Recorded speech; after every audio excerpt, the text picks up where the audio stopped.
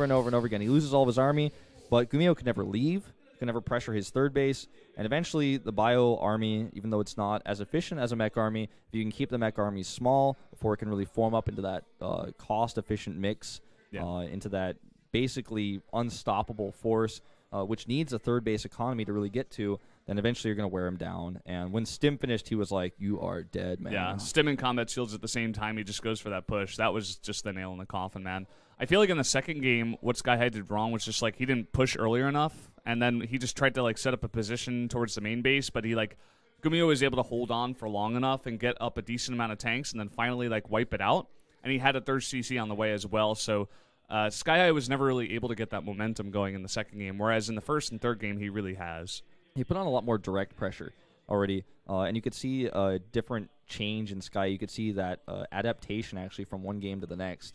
So you know what, if I just attack him faster, he's doing the same thing. It's like rushing Vikings and Hellions. I've got this Bioforce. If I can hit him fast enough. The first attack didn't do critical damage, but it traded okay, and I think he just kind of ran with that tempo sort of advantage that he had because he had that third CC, which gave him this explosion. Once he got those additional barracks up, he had either added 3 or 4. I can't remember quite how many he added, but every time he traded an army, he killed basically an entire army of GuMiho, lost his entire army, but already had a new one queued up to send across the map, and GuMiho just never had that chance to take the third base. Yeah. So, again, GuMiho, he's just going to have to, I guess, get better at defending those pushes, you know, just try to not take as much damage with the Banshee, you know, that comes in usually with that push.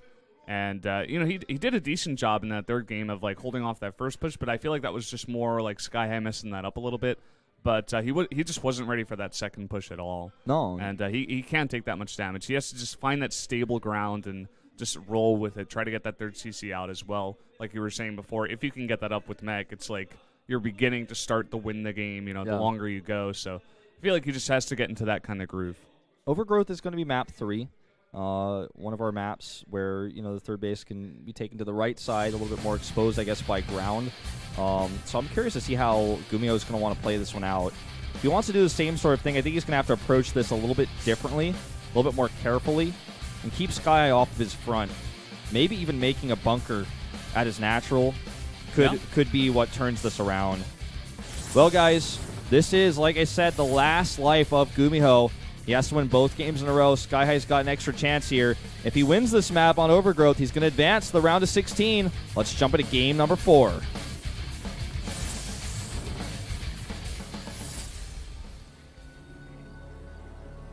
Up here in the top right in the red, Terran player, one of our Terran players here.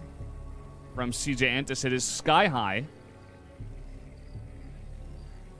Facial expression hasn't changed once today. Yeah, he's been very somber, just like very even tone. And his opponent to the bottom left, it's the 9-tailed fox, the towel Terran you guys saw for just a second on the camera shot. He was using that same towel. And the nickname comes from on old GSL qualifiers where Tosis saw him using a towel and nobody knew what his ID was or what his name was. Started calling him the Towel Terran. And he's been using that towel ever since. Is it the same towel? Well, I don't know if it's the same towel. I don't think so because I've seen him with different towels before. This lucky towel that he just washes after every game. He literally has a towel over his mouse on his hand. You guys will probably see it if you haven't seen it already. You could just look up Towel Terran on Google. But GuMiho going gas first again. You know, just really liking the style. sKyHigh checking for proxies. But isn't going to scout beyond that, it looks like. Yeah. Thought he would be sending out an early scout. I saw him going down there, and I actually didn't catch the gas, so I was like, is he going to throw it on a Macarax or something here? Or, you know, Overgrowth would be one of the maps to do it on. We have seen it before. Well, you know, that's something to keep in mind because, you know, sometimes we have seen, like, in Wings of Liberty, really back in, like, the first GSLs, like, players like in Snare and Rainbow would sometimes do, like, a double barracks proxy and just punish someone who likes to go CC first or gas first. We had a lot shorter rush like GuMiho, maps. You know? Yeah. But that's what I was going to lead into is GuMiho's been consistently going gas first, so it wouldn't have been outside of the realm of possibility of some sort of weird, like, Marine SCV push to try to punish him. We don't really see that anymore, especially because in contemporary maps, the rush distance is really too far for that to be viable. But we've seen that in the past, man. And Snare, ask him about that, man. Remember that guy from OGS? I'm bringing up some old StarCraft 2. Yeah. Remember him. sKyHigh being very careful with this, actually, sending out that SCV earlier and then sending out a Marine even further. So it seems like he was the one that was kind of worried about proxies on this map instead of himself making them. Yeah. Well, GuMiho already proxied a Reaper on Sejong, so I want to be careful. GuMiho does a little checking of his own. And that starport coming up here, obviously faster for GuMiho since he went gas first. Yeah. This time deciding not to go with any Reaper, no reactor yet on the barracks either, just going straight into that starport. So yeah, I think he's really going to commit to the Banshee this time. After this Hellion comes out, we'll see if he adds a Tech Lab or not. And also, this game, compared to the other games, sKy hasn't scouted him either. So he knows that his build is so far 100% hidden. sKy, like you said, only checking for proxies. And no add-ons, actually. So, yeah, nothing. Gonna do a drop. No second gas either. I was going to say, you know, would be hard to go for the Banshees with Cloak without that second gas. But That's he does true, get that drop ship, like you were saying, the medevac coming out here. We're going to have to see what he drops or what kind of drop he does go for. He's, you know, just continuously pumping out those Marines, pumping out the Hellions as well with the no add-ons you were talking about. So it's gonna be just Marine Hellion pressure like you see in TVP sometimes. Looks like probably gonna drop the Marines and try to run the Hellions in, or you know try to find an opportunity to get the Hellions in. He could elevator in as well and try to get all of them in without sKyHigh noticing. Something we might see here.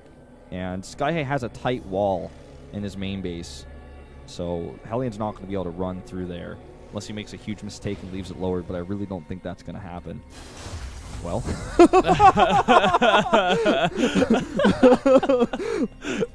Let's see what happens here. Widowmine's in position. He's going to have to deal with that. He might just want to pull one Marine at the front, but okay, he's got an SCV over here, so the SCV can actually just tank it. Okay. Oh, nice micro here, though. Pulls it up to make sure the SCV doesn't trigger. Oh, and gets a great shot on all those Hellions, taking some extra splash damage. Even the medevac taking some splash damage there. And now he's just going to sit here at the bottom of the ramp. He knows that sKyHigh's got a decent army here, as well as that auto turret. But he's found a nice niche here where he can just pick off some supply depots, which is just so annoying this early on in the game. It forces a supply drop like you see get there, guys. It's still not even enough. Now he barely finishes his next supply depot to stop being supply blocked, but I think he's going to lose his depot as well. Pulling those SCVs at the front. They might get targeted down by Hellions now. Oh, the Widowmine's back active again, and a nice target on the Marines. Great job here by sKyHigh. Taking very minimal damage compared to what could have been. Really nice control. Really nice keeping his cool. Bringing those SCVs to repair the supply depots right away. And even, you know, unburrowing and reburrowing that Widowmine was pretty tight, man. I was a big fan of that. That was some really nice micro here. But as you guys do see, the CC of GuMiho is coming up, but sKyHigh actually got that a lot earlier. It is done now. And he could easily just pick that up now that he's defended this push and drop that there at the natural whenever he decides to do that. Well, GuMiho is the one who's now hard-pressed to continue to attack, to continue to do damage, because sKyHigh has the additional orbital. He's going to have, obviously, a much better worker count very soon, and double mules to drop with that. It's already going to start saturating that right away. It's not a huge lead. As you can see, GuMiho did make that command center early on as well.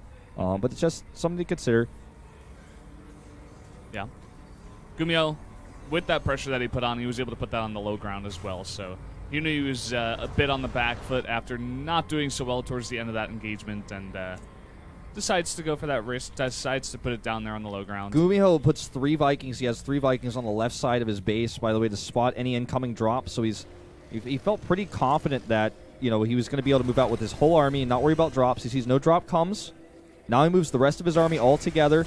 Meanwhile, we do see that move out to the right side with 2 drops, as well as a few units to the bottom left as well. And GuMiho doesn't see this, but this is a lot of missing units for the defense. So let's see how sKyHigh decides to react as soon as he gets hit by this attack. He might have to bring those units back right away. This is a large commitment. GuMiho even landing his Vikings right now, and those 2 medevacs full units are nowhere to be seen. Oh, man, he's just so far out of position. He's not even close to the base of GuMiho right now. GuMiho's doing a really nice job of just pummeling through here. And now he's actually just going to be able to pick up and drop on that tank, whereas the drop of sKyHigh finally coming in here. Yeah, it's coming in so late comparatively, though, and GuMiho has already done a ton of damage. So many SCVs going down here to Hellions. It's actually a meat grinder right there. And I don't think sKyHigh, I mean, yeah, he could do the same amount of damage essentially here. This may just become a matter of who has the larger army when this is all said and done. Let's check. I'm actually going to keep a close eye on this. Unit tab's open for you guys too, yeah? Yeah, that's going to be the most important thing. 2 tanks for sKyHigh is really important. And 2 tanks, 3 Vikings for GuMiho, 2 Vikings for sKyHigh, a Raven for sKyHigh, 2 Medivacs for sKyHigh. The more I look at this, it looks like sKyHigh actually might get the better end of the deal here. It is possible. The one thing that GuMiho does have is a higher number of Vikings. I believe he's 1 ahead. Yeah, 3-2. So we'll be better at picking off buildings in the sky, as well as possible air fight a little bit later on. He can also land those and try to fight with those. Both players are going to lose 1 orbital around the same time here, actually. sKyHigh has production that GuMiho doesn't, but GuMiho has more money. And he has units. He has barracks that he's about to land to regain that production. So this orbital should burn down. I don't think he's going to be able to save it. There's not enough time. This orbital will fall down as well. He's going to deny the land there, so he can't drop mules to save it. Yep. Going to go down completely here. Whereas GuMiho's got that other command center. It looks like he might just drop it there at that 4th base location. Yeah, so it's a command center versus no command center. He's got the better Viking count at 3-2. This is going to turn into a crazy game. Viking control and Banshees are usually the name of the game in base races like this in TBT, or in this case, potentially a stalemate situation. All right, he's got control of this watchtower. I don't know if his army is big enough. I think he has to leave. He's just making Vikings. Oh, man, that PDD is so good against the Vikings right now. Finally does run out of energy, though. Yep.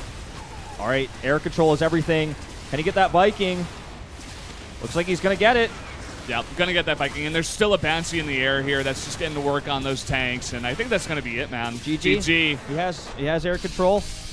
Going to a game 5. Unbelievable game there in game number 4. Oh, my God. Well, GuMiho had that huge advantage, but he lost all of his units at home. It kind of evened up, but having that better air control we talked about from the beginning was really important. He also was making another Viking. He was constant Viking production. He knew that was the most important thing, and he got both orbitals, which basically just kind of sealed Sky's fate because that gave him no options left. He couldn't just turtle with his larger ground army and protect an orbital because the best he could have hoped for there was a stalemate. So yeah, in the end, just those extra Vikings coming into play there, as well as that Banshee. And now, as you guys do see, we mentioned this many times before, Choya is technically the Korean coach out here for GuMiho.